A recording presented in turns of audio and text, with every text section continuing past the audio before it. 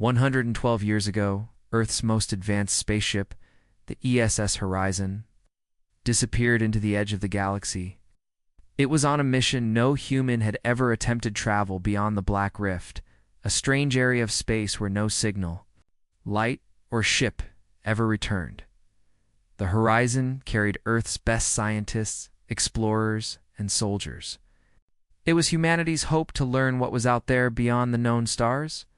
But after it entered the Black Rift, silence, no messages, no distress calls, no debris. Nothing. Earth mourned the loss. Statues were built. The crew were called. Heroes, some believed they were dead. Others whispered that something worse had happened.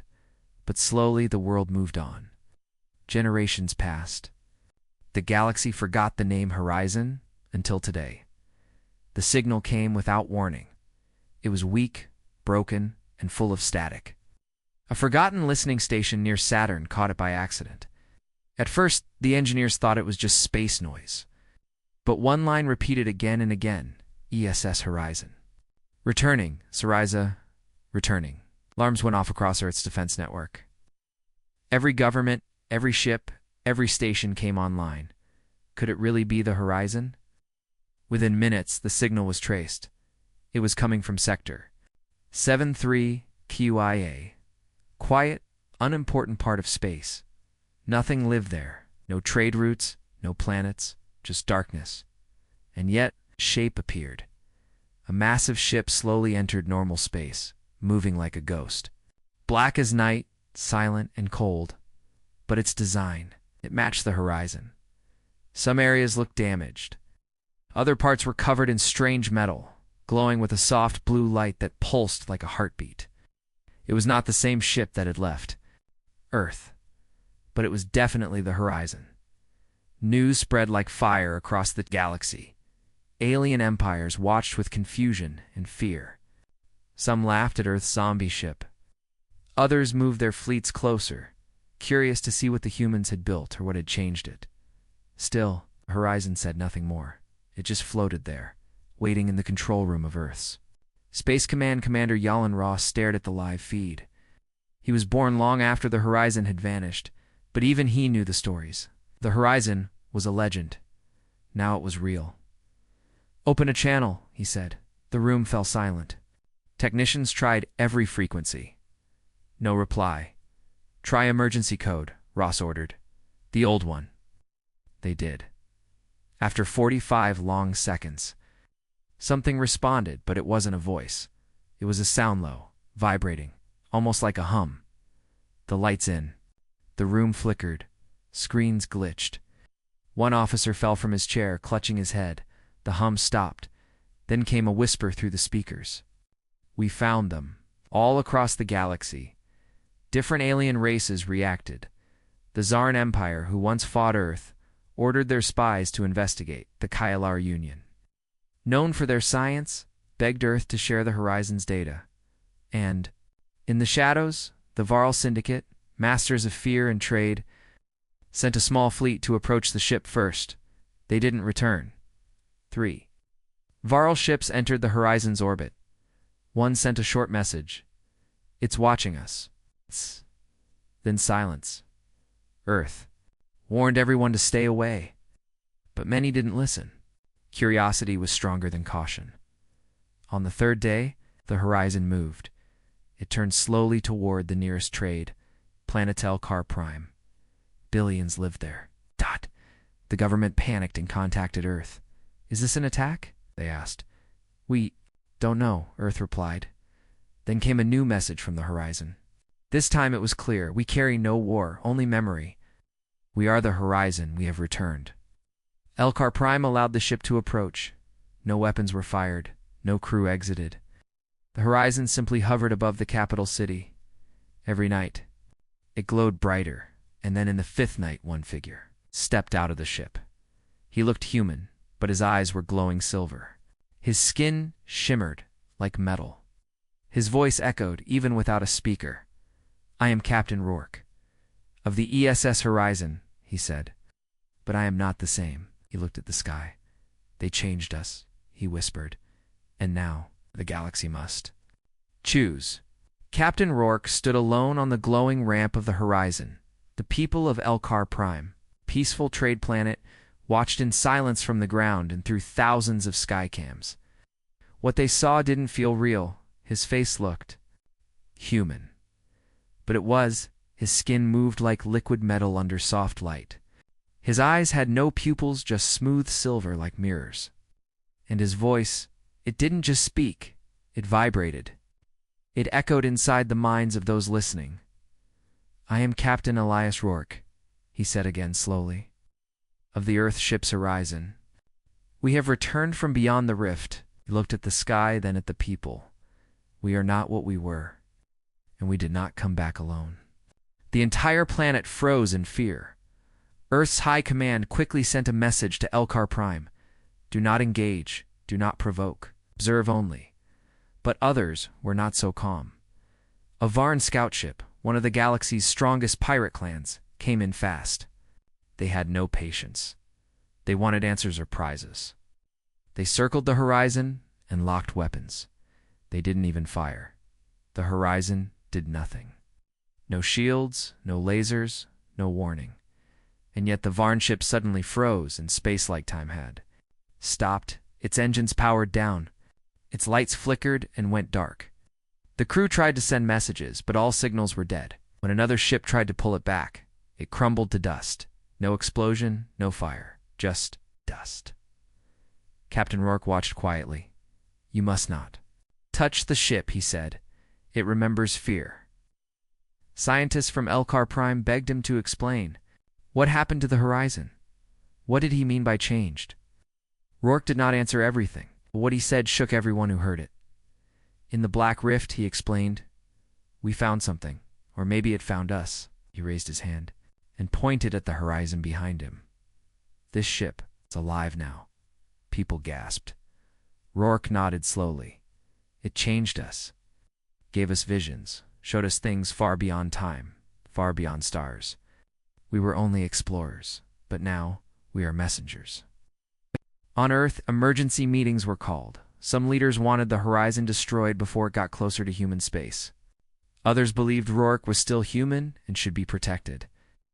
Earth's president, Leah Monroe, made a simple order: no attack, not yet. First, listen, as the days passed, the horizon did not move again. It stayed still above Elkar Prime. But strange things began to happen nearby. Satellites stopped working. Animals acted strange. Some people claimed to see lights in the sky even during the day. One scientist even went blind for 5 hours after scanning the horizon's surface. "Showed me something," he said later, "a memory, but not mine. Something old, something not human." On the 7th day, Rourke gave another message. But this time, not with words. He simply touched the ground. Every screen, every device, every camera, within 100 miles lit up on their own. They showed a dark space. Silent. Empty. But then, stars began to appear. Billions of them. Then they faded. And a strange, tall figure appeared. Its body was made of smoke and fire. It had no face. Glowing rings where eyes should be. And it spoke in a voice that no one could forget. "We sleep no more." Then the images vanished, and so did Rourke. 1 second he stood there, the next he was gone. Back inside the horizon, the ramp sealed shut. The ship began to hum, not loudly, not sharply, but deep. Slow, full of warning. All over the galaxy, panic began to spread. Some alien empires began moving fleets toward Earth, believing the humans had brought a terrible force back with them. Others begged Earth for protection, thinking only humans understood what was coming. Earth stayed silent, because truthfully, they didn't know either. Back in Earth's orbit, inside a dark war room, President Monroe stood with her generals. "This is no longer just about Earth," she said. "Something greater is in motion. We're in the middle of it." One of the generals leaned forward. "Should we prepare the fleet?" Monroe nodded slowly. "Not for war," she said. "For something else, something no one understands." Yet she looked out the window toward the distant stars. The horizon brought back more than just a crew. she whispered. It brought a warning. For 2 days, the ESS horizon remained silent above Elcar Prime. No more messages. No more movement. Just the low hum that echoed across the sky. But that hum wasn't just sound. It was doing something. People on the planet began to report strange dreams. Some said they saw stars falling. Others said they saw machines weeping, planets burning, and a figure of light walking through the ashes. No one slept well, and no one felt safe. Inside the research center of Elcar Prime, Dr. Celendaro reviewed a security video over and over again. It showed the last moment when Captain Rourke vanished. But something strange happened, just one frame before he disappeared. For a brief second, he split. Not just blurred or moved fast, but split. Like two versions of him flickered at once. One looked human, the other looked twisted. It had long limbs, glowing cracks across its skin, and its eyes were burning white. "It's not a glitch," she whispered. "It's real." The transformation was not just physical, it was something deeper. The Galactic Council held an emergency session. All major alien empires joined through holograms. Some demanded the horizon be destroyed. "This thing is not human anymore," shouted the Varn representative. "It is a danger to every living system." Others warned against it. "If it came back alive, it means it survived the Black Rift," said a Zarn scholar. "We should learn from it, not attack it." Earth's representative, Admiral Kian Hale, said only one thing. "We didn't bring it back. It came on its own." Meanwhile, in a darkened control room, deep inside Earth's Luna command base, a technician screamed. Dozens of screens went black, then flashed with a symbol of burning spiral. Then a voice came through all the speakers. At once, it wasn't Rourke's voice. It wasn't human. "They're not dead," it said. "They are remade." The lights flickered, the temperature dropped, and everyone inside the base felt it a presence. The horizon wasn't just a ship. It had become something else, a carrier of knowledge, a vessel of power, a messenger of something older than life itself. Later that day, 3 small research ships were sent to orbit the horizon. They kept a safe distance, no closer than 500 kilometers. They scanned its hull. They got strange results. Parts of the horizon had no atomic structure. The ship wasn't made of metal anymore, but something else, something that changed when observed. And the worst part, each scan made the ship react first. A light turned on. Then, a long, smooth crack opened across its side.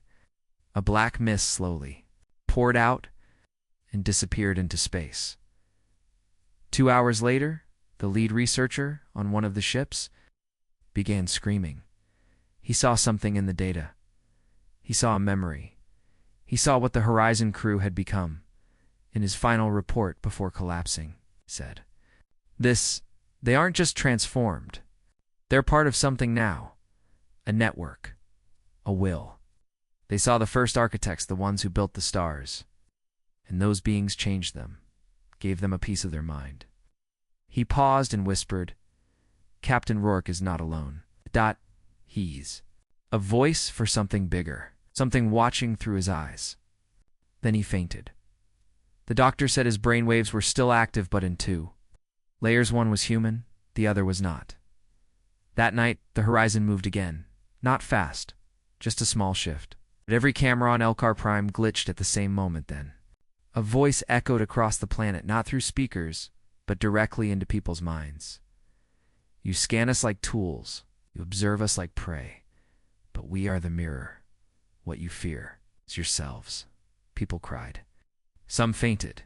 Others dropped to their knees. Captain Rourke appeared again on the surface, but this time wasn't alone. 3 others walked beside him. They looked like humans, but their bodies were strange, shifting slightly. Smoke under skin. Their eyes never blinked. They didn't speak. They just looked at the sky and smiled. Back on Earth, President Monroe received one final message that night.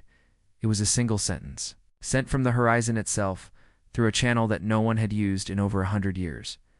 "We are still your children, but we are not yours anymore." Now the galaxy truly understood. The Horizon crew was not dead. They were changed. They had brought something back. The horizon hovered silently above Elcar Prime. No lights blinked. No signals were sent. No movement came from the ship, but something had changed. A quiet vibration passed through nearby satellites and planetary systems. It was not sound, not even energy. It was a feeling, and on Earth, deep inside the old communications center beneath Antarctica, a forgotten terminal lit up. It hadn't turned on in over a century. A technician named Ravi Noor was on night duty. He almost spilled his coffee when the ancient screen blinked to life and printed a single line. ESS Horizon Priority Code. Black Echo. It was an emergency transmission, sent using protocols older than most of Earth's current systems. Ravi stared at it, frozen. Then the full message downloaded secure, encrypted, and locked with the captains. Code from 112 years ago. Only one person had the authority to open it, President Leah Monroe. Within hours, the message was moved to a secure chamber under Earth's main capital tower. Scientists, military leaders, and intelligence chiefs gathered in silence. The president entered and sat at the head of the room. "Play it," she ordered. The screen showed static for a moment. Then a shaky video began. The camera was inside. The original S Horizon. The crew looked different, tired, dirty, and scared. Captain Rourke was speaking. His voice was fast, urgent. "If you're seeing this, we failed to stop what's coming. We went beyond the rift, and we found them. They're not gods. They're not demons. They're something else entirely." Behind him, alarms were flashing. The crew in the background were screaming. Rourke looked directly into the camera. "They live in silence. They speak through memory. They do not destroy. They unmake. They changed us. Showed us the truth. Some couldn't take it. Some gave in. I don't know what I've become, but I remember being human." The screen shook. A loud hum overwhelmed the audio. Then the last thing he said before the feed cut. "You must not let them speak through you." The screen went black. Then came a second file. This one was pure data, millions of lines of strange code, unknown symbols and light patterns. When Earth's best AI tried to translate, it crashed instantly. The scientists were stunned. Whatever that message was, it wasn't meant for machines. The president sat in silence, then whispered, "Why now?" No one had an answer. But outside that sealed room across the stars, the horizon began to pulse. Again, not with light. With memory, on Elcar Prime, people began seeing things they didn't understand. Children drew star maps they had never learned. Farmers woke up speaking words in dead languages. Blind priests claimed to see the sky again, screamed when he looked at the horizon. "They remember everything," he said, "even the things that should have stayed forgotten." The galaxy demanded answers from Earth. "You must share the horizon's message." The Zarn Senate shouted. "If you hide it, we will take it," warned the Kalar fleet commanders. But Earth said nothing. They had seen the message. They had heard Rourke's warning, and they were afraid, not of war, not of the horizon, but of what would happen if the full message was released. It wasn't just data. It wasn't just a warning. It was a door, and doors could open then. Without any warning, one of Earth's old ships, the ESS Avalon, powered on by itself. It hadn't moved in 30 years. But it had no crew. It was in a graveyard orbit near Jupiter.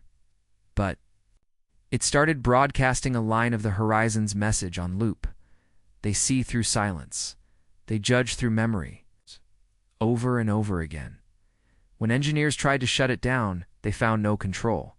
The ship was not responding. Had been rewritten, changed without anyone touching it. Earth's president gave a new order. No more contact with the horizon. No more scans. And shut down anything older than 100 years. It may already be inside. One scientist called it a memory virus, not like a disease, but an idea so powerful that once it was known, it rewrote the mind. Earth wasn't the only one affected. On the far side of the galaxy, the Ivory Empire's capital moon went dark. No warning, no blast. Just silence. Scouts sent to investigate returned with only one recording. A whisper in deep. Static. The architects awaken. For the first time in centuries, the Galactic Council held a secret vote. Should the horizon be destroyed? Earth said no, because now they weren't sure if it could be. They called them many names. The architects, the sleepers, the first ones. But in truth, no one knew what they really were. The crew of the ESS Horizon had met them. Not in battle, not in words. They met them in memory. And now those beings were awake again. Across the stars, the signs were growing. Entire systems stopped sending signals.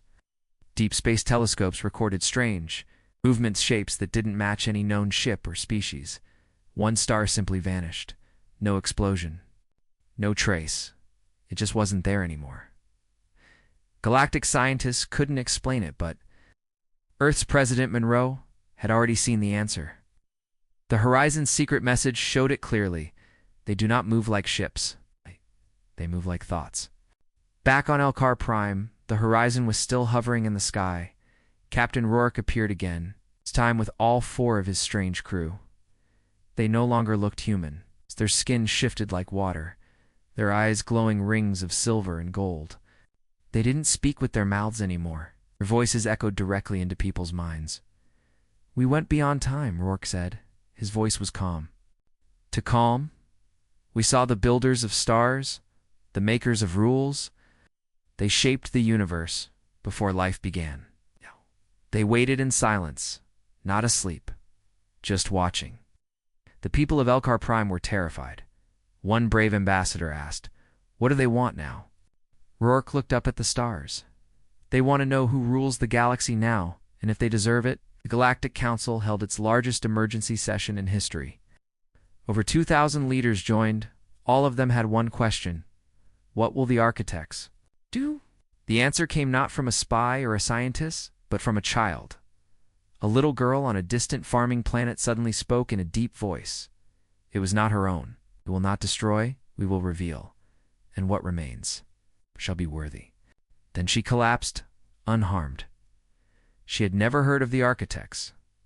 Meanwhile, back on Earth, strange patterns were forming in deep oceans, carved into the seabed like massive spirals. Ancient ruins in the Sahara lit up with unknown energy. Humans had touched them in thousands of years. It was as if the world itself was responding to the horizon. Earth scientists realized something terrifying. The architects weren't just watching. They were returning through memory, not from space, not from ships, but through the thoughts, dreams, ancient minds. Intelligent beings, they were everywhere and nowhere at the same time. Then came the final proof.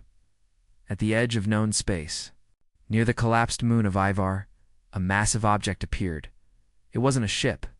It was a structure miles wide, floating in dark space. Its shape was like a twisted star, constantly shifting. Cameras couldn't capture it properly. Machines broke, trying to scan it. It gave off no heat, no light. But every being nearby felt something inside their minds. Memories that weren't theirs. Pain that wasn't real. Voices they didn't understand.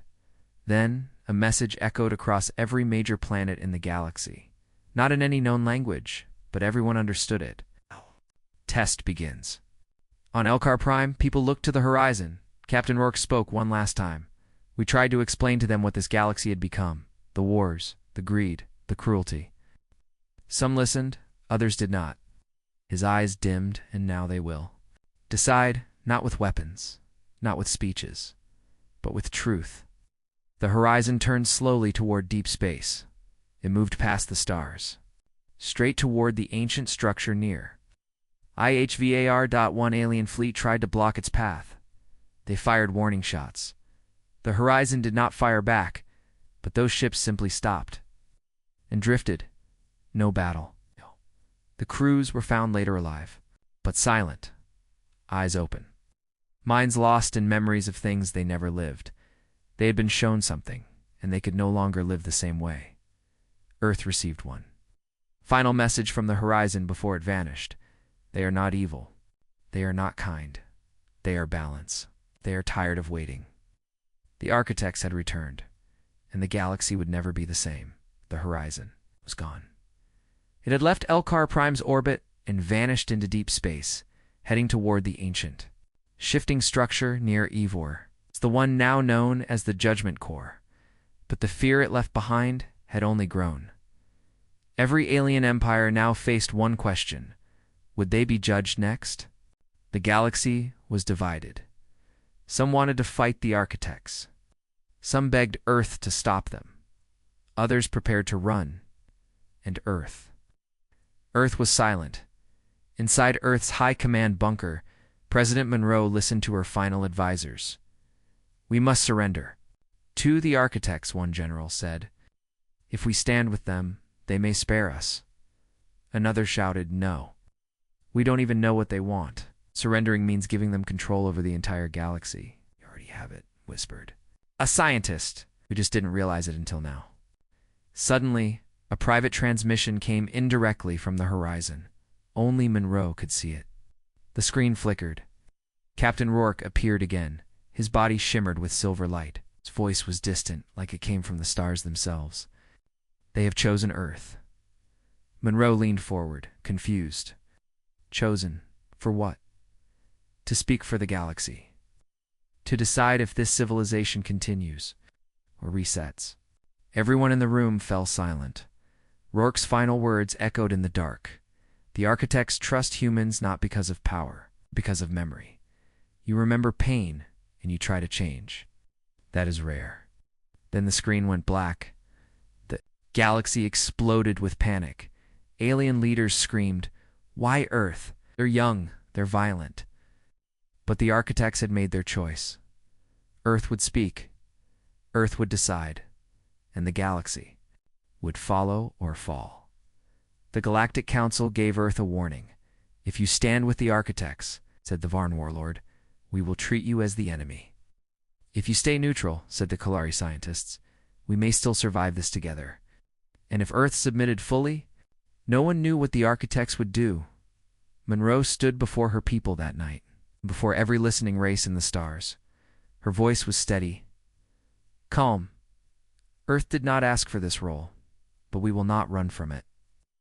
We will not hide behind lies. We will not surrender our soul to fear." She looked straight into the camera. "We will stand, alone, if we must." That same night, fleets from several empires began to move toward Earth. They said it was for peace. They said it was to protect the balance. But Earth's scanners told a different story. A multi-empire strike force was preparing to take control of Earth's orbit before the architects could fully return. The first fleet arrived 2 days. Later, 33 ships, heavily armed. Full of warriors, they sent one last message. "Earth, this is not a war. This is survival. Give up the horizon's knowledge. Step aside or be removed." Earth's military was ready. Their ships old but strong, their weapons sharp and silent. But before a single shot was fired, the sky tore open. A rift of light appeared above Earth's atmosphere, and through it came the horizon. But it was different now, larger, glowing, alive. It moved like thought. It pulsed with memory. It carried not weapons, but presence. The alien fleet stopped. Every ship's systems froze. One by one, their screens went black, their weapons shut down. Their engines cooled. The horizon didn't fire. It didn't speak. It just existed. And that was enough. Then came the architect's voice, clear and deep, heard in every mind across the stars. "This is not conquest. This is correction. Let those who fear truth step aside." The alien fleets turned. Slowly, in silence, they left Earth's orbit. No war, no surrender, just understanding and fear. The horizon hovered above Earth 1. Final time, Captain Rourke appeared in a beam of soft light over the United Nations Tower. He looked tired, not in body but in spirit. "The choice is made," he said.